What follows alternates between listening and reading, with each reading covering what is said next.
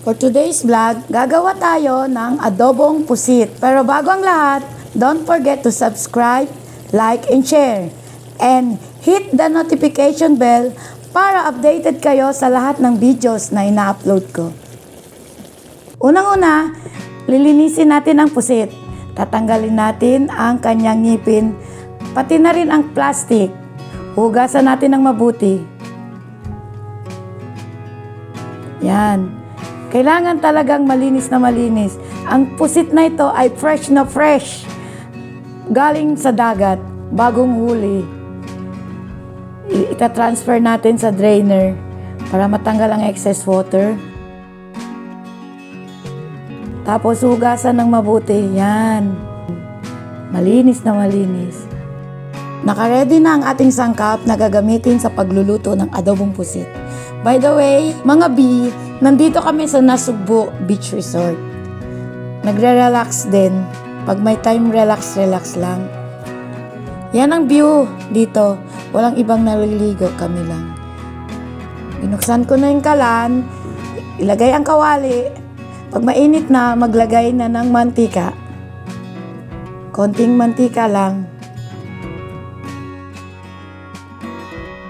Nilagyan ko na ng sibuyas. Halu-haluin ng konti. Nilagyan ko na ng kamatis. Halu-haluin ulit. Isunod naman ang luya. Halu-haluin hanggang ma-brown. Isusunod ko na yung pusit.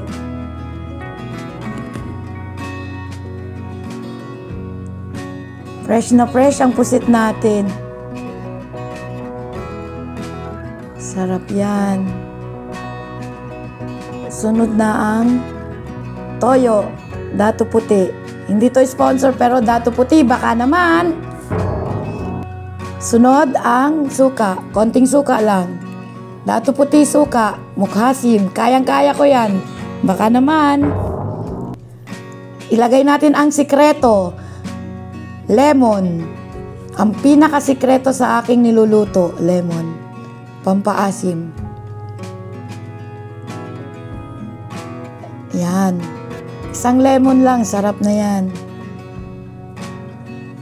Sumunod, paminta. Paminta galing sa tindahan. Shoutout pala sa manok na napadaan dyan sa likod. At sili. 2 sili lang ang nilagay ko. 2 lang nadala namin. Andito kami sa tabing dagat. Yan. Kami lang ang naliligo dito. Yan ang view. Ang ganda ng view. Walang ibang naliligo dito. Weekdays kasi. Oh, kulo na. Kumukulo na ang pusit. Ajinomoto, hindi sponsor pero baka naman. Konting asin lang ang ilalagay kasi may toyo na. Depende pa rin sa panglasa nyo. Yung iba kasi hindi naglalagay ng asin pag may toyo. Takpan natin. Ayan. Kulo na. Sarap. Subukan nyo rin mga B, magluto ng pusit adobo na mayroong lemon. Sarap yan. Diba? Sarap. Nakakatakam. Patayin ko na ang apoy kasi luto na.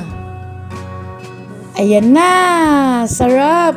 Mas masarap kumain ng adobong pusit pag nasa tabi ka ng dagat. Kasi fresh na fresh. Galing pa sa bangka. Yon. Ready to eat na. At eto na po ang ating finished product. Napakasarap na ito mga B. Try nyo rin, hindi kayo magsisisi. Sarap, sarap! Thank you for watching. Keep safe. God bless. Bye-bye.